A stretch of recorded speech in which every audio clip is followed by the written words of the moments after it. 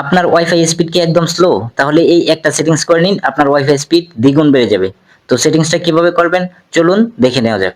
তো তার জন্য আমাদের মোবাইলের সেটিংসে চলে যেতে হবে। তো আমি আমার মোবাইলের সেটিংসে চলে গেলাম। তো সেটিংসে যাওয়ার পর এখানে একটা অপশন পেয়ে যাবেন, মোর কানেক্টিভিটি অপশন, এখানে চলে যাবেন। এখানে চলে যাওয়ার পর এখানে দেখেন একটা অপশন আছে প্রাইভেট ডিএনএস, এখানে চলে যাবেন। এখানে যাওয়ার পর এখানে আপনি private DNS provider host name এখানে প্রেস করবেন। এখানে প্রেস করার পর আপনি এখানে কাস্টম নেম এখানে প্রেস করবেন। এখানে প্রেস করার পর আপনি এখানে লিখে দেবেন ডিএনএস ডট গুগল।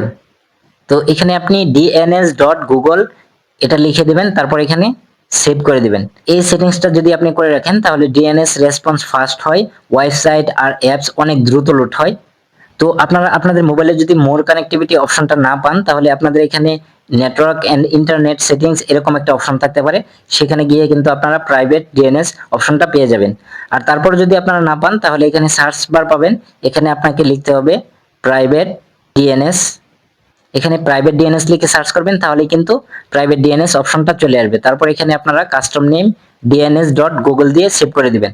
তো এই সেটিংসটা যদি আপনি আপনার ফোনে করে রাখেন তাহলে আপনার ওয়াইফাই স্পিড আগের চেয়ে দ্বিগুণ হবে, এবং আপনার ইন্টারনেট যদি স্লো থাকে তাহলে আগের চেয়ে ফাস্ট হবে। ওয়েবসাইট এবং অ্যাপ অনেক দ্রুত লোড নেবে, কম সময়ে আপনি ওয়েবসাইটে অ্যাপে ঢুকতে পারবেন। তো বন্ধুরা, ভিডিওটি যদি ভালো লেগে থাকে তাহলে অবশ্যই লাইক কমেন্ট শেয়ার করবেন আর আমার চ্যানেলটিকে সাবস্ক্রাইব করবেন। দেখা হচ্ছে পরবর্তী কোনো এক ভিডিওতে। আজ এ পর্যন্তই। আল্লাহ হাফেজ।